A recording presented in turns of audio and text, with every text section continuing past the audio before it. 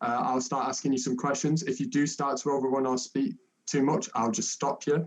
And then after that, we'll hopefully have some questions from Charlotte, and we'll have some questions from the chat, and we'll hopefully have a lively debate there. But just to start off there, Eleanor, if you would like to give us your opening statement. Yeah, sure. So my name is Ellen McCarthy, and I'm an MA student studying Arts, Business and Creativity. I'm really excited to be part of the debate today and have a chance to present my ideas properly to Newcastle students. I'm really passionate about bringing the postgraduate community closer together, because I think we've lost so many opportunities to make those connections this year, and I'm really passionate about making sure that's continued forward. I'm also passionate about improving mental health resources, employability support, greater support for PGR students, and ensuring that no postgraduate student feels left behind or isolated from the university. So I'm really excited for the debate, and thank you for watching. Thank you very much. And Megan? Hi everyone, I'm Megan and I'm an MLit student. I'm really passionate about disability advocacy and mental health support. And my goals are to continue the work that Charlotte's been doing with mental health support, to accommodate for all students who were affected by the pandemic, to increase career support in line with the career services, and to organise more social events. Can you spell my name on that? Thank you very much. No worries about it. Well, we'll start off with some questions then, just while I've got you, Megan. I'd just like to start off by asking what aspects of wellbeing and disability support you'd like to specifically improve. If you could say that'd be great. For starters, I would like to create a disabled students network, and that'll be for both academic and peer support. And it will be a place for disabled students to talk about issues they're facing, and I would be there, and probably the disability officer would be there, and it would be a safe space to talk about what's bothering them and how we can help and change it. Excellent. And just on that, Eleanor, obviously I know mental health support was a part of your campaign as well. Is there anything you'd like to add on the mental health aspect? I think that I'm quite passionate about improving sort of the more anonymous side of mental health support. I think saying that you need help or reaching out for some mental health support can be quite a daunting task, and having to fill out forms of your personal information can be quite invasive and make it sort of a barrier to people accessing that. And I know the university has online CBT courses that you can access completely of your own choosing without telling anyone, but I don't think things like that are talked about enough and advertised enough. So I think we need to do more to say this isn't as scary of a process as it seems, and we're here in a variety of forms if you need the help. Excellent. Just moving on from that then, I'd also like to ask you, Eleanor, sorry, words getting tangled there. In what ways do you intend to improve PhD support? I think with PhD support for prospective students, I want to help shout about a bit more the opportunities that are available so people don't miss out on them in terms of funding and things like that. And for current students, I know they have faced a lot of issues as a result of the pandemic and face very specific issues in general due to the highly varied set of things that they research. So I want to make sure that they're fully supported, particularly with the pandemic, that they have extension supporting statements, and that they don't feel like just because they're a very individual, often quite isolated part of the university community, that they're not treated as such, and that they feel they're represented by the SU, they've got someone to go to, particularly where a lot of PhD students may be staff, that they feel the SU will represent them and their issues impartially. Excellent. Megan, do you have anything to add on PhD issues? I would like to add that I think there needs to be more support for prospective PhD students. So postgraduates who are considering it, I think there needs to be more support with the application and academic, sorry, my cat's trying to get in the way. I think there needs to be more support with the application process. Excellent. And just again for you, Megan, I'd just like to ask, I know a part of your manifesto was helping people with the lingering effects of COVID. What specifically ways do you think you help students upcoming recovering from COVID, not recovering from COVID, you know? Specifically, I'd like to increase academic leniency where it's needed. I know that extensions can't be lengthened, but I think that there needs to be more leniency with the safety net, and I think the safety net needs to continue. Eleanor, I know you also want to help out with students suffering from COVID. Is there anything you'd like to add? I think something that I'm concerned about is that if we're back in person teaching in September, that the university will think, well, that's the problem sorted. We don't need to think about the ongoing effects of it anymore. But things like the job market, finances, students who are parents or carers and might have children who've missed out on a lot of their education and need after school sessions or things like that, disabled and neurodivergent students, they're all going to be affected by the pandemic long after the restrictions are lifted and we're back in university. So I want to make sure that if the university doesn't think the safety net is appropriate anymore because restrictions aren't there, I think we need to have a tailored approach to make sure that those students who are continuing to feel those effects have extension supporting statements, more support from the university, and the university understands that this isn't going to go away immediately and that we still need to cater for those needs. Excellent. Well, I know at the moment I have a lot of questions coming in from the chat about PhD support, so I thought I'd put some of those to you, and either of you feel free to answer. But from Jenny Mitchell, we have a question about how will you ensure that both postgraduates and PGR students have access to university facilities during the upcoming semester free period, as access has been an issue throughout the academic year? Okay. I think I would work with the department heads for the various schools of the university to understand what resources are needed, what the students need access to, and ensure that there is a way for them to get those resources that they need throughout their time. And if it's not possible at a certain time, how can we provide them with further extensions or any online possibilities, anything that we can do to ensure that eventually, whether it's not right away, they have those resources and their work isn't negatively affected by the lack of resources that they've had. Excellent. Do you have anything to add there, Megan? Just that I agree, and I think we should be really careful with the approach to going back. Yeah, that's fine then. Well, if you'd like to move on, I've got a question specifically for you here, Megan. Can you be more specific with the help you want to introduce for PhD applications? I think that right now, for example, when I was looking into it, it's all very like ask your supervisor. I think there needs to be a more central sort of maybe like an application series of videos or sorry, I've forgotten the word, like information pack, because right now I think that a lot of the focus is on asking supervisors or peers to help with that, and I think it needs to be implemented earlier so that we know what to do when it comes to it. That's fine. I'd just like to quickly move on there. Do you have anything to add to that, Eleanor, before I move on? Sorry. I think the only thing I would say is I agree, and also PhD was something I was considering and then was told, well, if you're looking for funding opportunities, the deadline's passed, and that was the first time it was mentioned.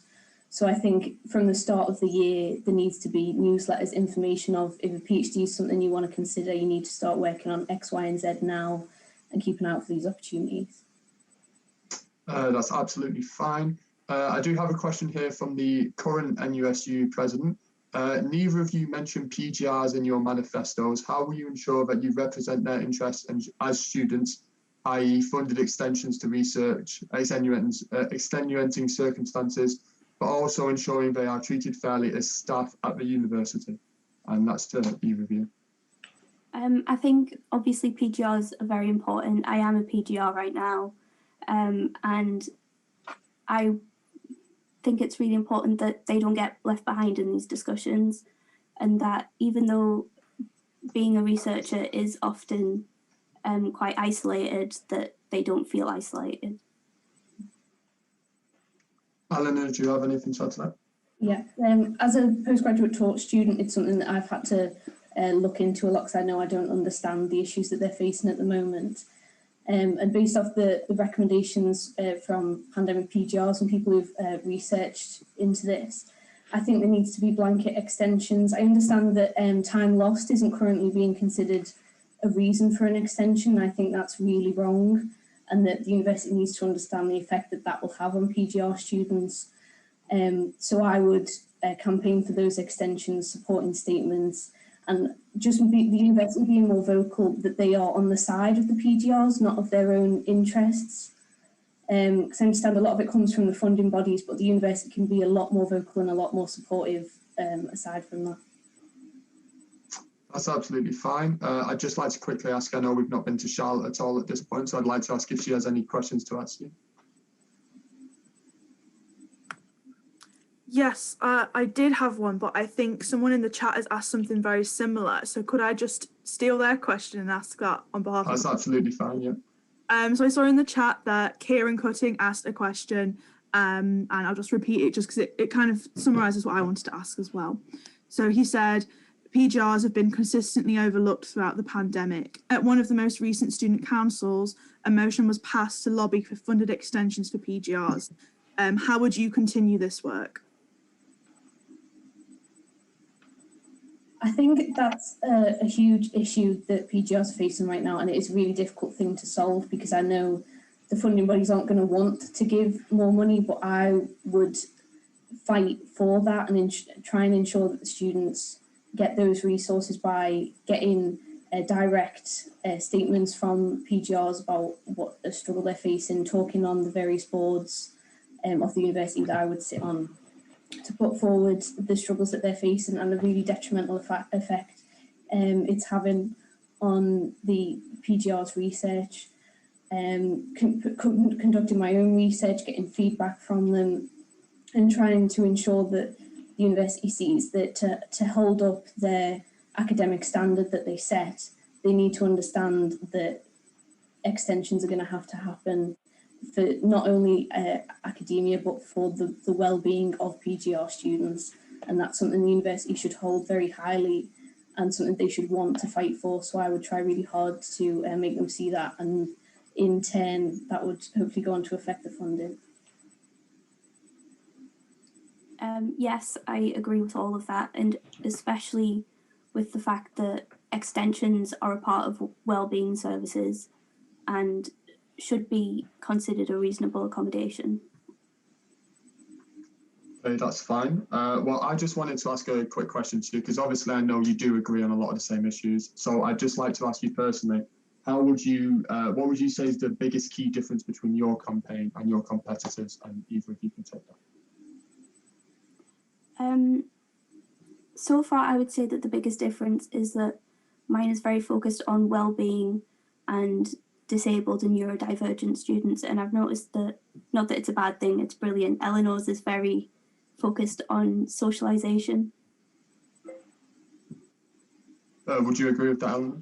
I do agree. I agree that mine focuses quite a lot on socialisation. I think there's a lot of big issues with COVID and employability support and the lack of support for PGR students, and I want to ensure that as well we don't forget how big of a part social life is for university and how important it is for postgraduate students who are often a very isolated group, and that we ensure they get to experience that hopefully in the summer, and if not further past that. But I do want to add as well that I am really passionate about inclusion and ensuring that everyone feels represented and seen by their student union.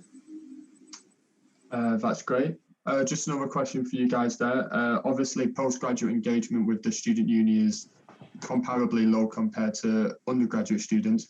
How do you intend to improve postgraduate engagement with the students' union? Sorry, you go ahead. Okay. I think for me, it's about talking to postgraduate students, because I do know that the people just on my course don't really engage with the students' union, and it's not always clear why, but I think sort of being really vocal that you're there for them to talk to, come to with any ideas of things that they would like to see, perhaps sending out emails with a variety of options of things we could do, saying what kind of thing would you like, what would you feel most engaged with, and acknowledging that they will probably have different needs and different interests to undergraduate students, and making sure that the events and the activities and the help that we have caters directly to that.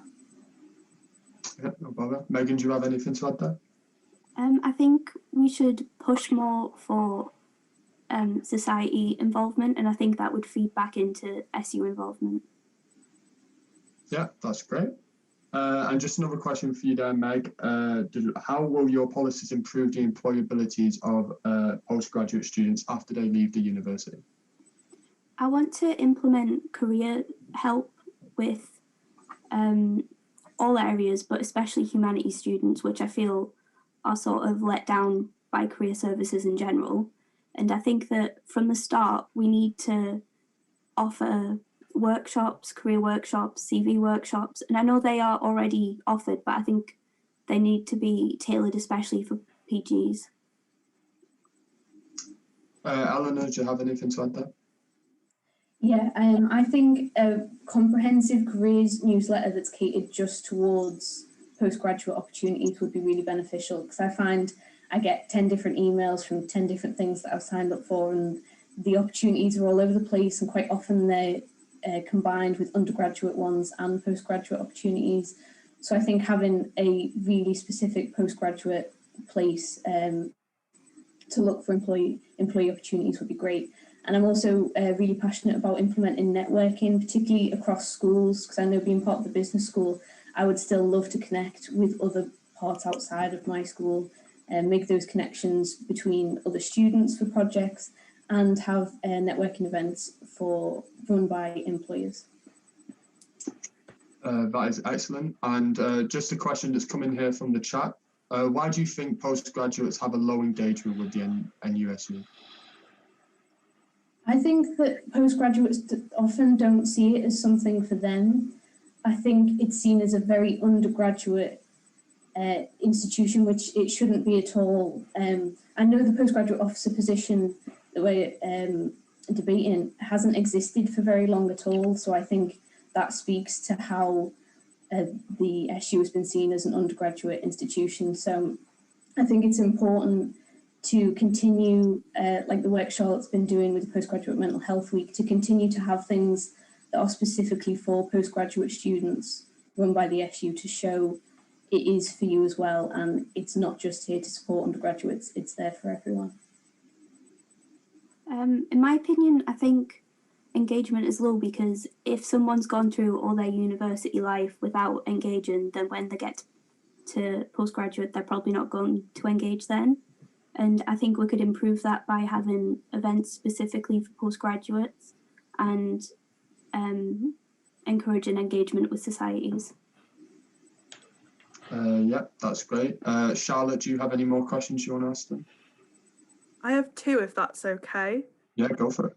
So my first one, so obviously this year, both sabbatical officers and postgraduates have faced many difficulties. What do you think will be your greatest challenge in this role if you won? I think my greatest challenge will be something I mentioned before, is getting the university to understand that this isn't going to go away immediately, because I know it was a big fight for the SU to get the safety net this year, even though we're still in a lockdown and we've still got loads of restrictions, and it's still really difficult for students in the same way as it was last year when they put the safety net in. So I think the biggest challenge will be working with the university to try and push for extensions for PGR students, get a tailored approach for students who are still struggling with the effects of the pandemic after hopefully restrictions will be lifted in the next academic year. So I think that would be the biggest issue that I face.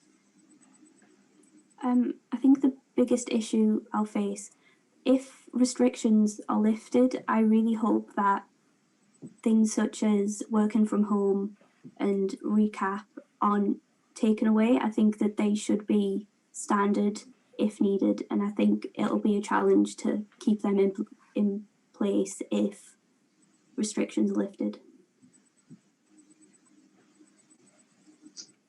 Did you say you had a second question, Charlotte? Yes. Is there anything that you've seen from myself in my role or from the Students' Union more widely that you would really want to continue or improve if you won? I really admire the work you've done for postgraduate mental health, and I think I would like to continue and also improve it if I can, and just ensure that postgraduates are getting the support they need. I definitely agree with the points Megan's raised. And I think you've done a really good job of making it really easy to contact you and making you very approachable and there to get feedback from. And I think that's really important for all the sabbatical officers to do. So I'd like to continue that. And I know the Students' Union in general have been fighting for PEC extensions for job-related issues, all of the COVID measures that they've brought in place. And I think just continuing the work that they've been doing, especially to try and help PGR students, would be something I would like to continue as well. Excellent. I do have a question coming in from the social media here, and this one specifically for Megan. You mentioned you wanted to provide more workshops for PGs. What about the existing PGR workshops and PG assistance programs? How will you improve these as well? I think the main thing would be making them more accessible, making sure that everyone knows that they're there, and making sure that from the start of the course, people have sort of an outlined idea of where they're going and who to go to for help. Eleanor, I know you mentioned some stuff about helping employability on your manifesto. Is there anything you'd want to add there? Just that I do agree with what Megan said, and I think that there's also a really big benefit from networking and things like that. And I think that's something that can be hugely improved, especially while we're still online and we can't sort of make those connections organically. And just making it all really easy to find, all of the help for careers that the university offers. I think it needs to be a lot clearer where you can go, who you need to go to, and how to access it. Yep. I am aware that we are running out of time, so I'm not sure how many more questions I want to ask you. One question I didn't ask you earlier is, I know you mentioned a lot about safety net in COVID. Do you think that you are likely to achieve safety net policies next year with the university's reluctant stance this year on providing safety nets? And that's to Eleanor, sorry. I do think it will be very difficult to get a safety net next year. I obviously hope that restrictions are gone and that we're in person and everything's as normal as it can be and that we won't need to think about a safety net as much. But I think we still, if a safety net isn't possible, that doesn't mean we shouldn't have no detriment policies in place to ensure that those students who can't spring back to normal and go back straight into person and not face any issues, which is going to be highly unlikely, that they're not continually negatively affected by the effects of the pandemic past when restrictions are lifted. So I do think it will be a difficult thing to get, and I will fight for it if that's what students need and what the feedback that I'm getting. But if it's not possible, I will ensure there is things in place to mitigate those negative impacts. That's fine. I am aware that we are running out of time, so I'd just like to ask if you have any closing statements or anything you'd like to add, please go on that.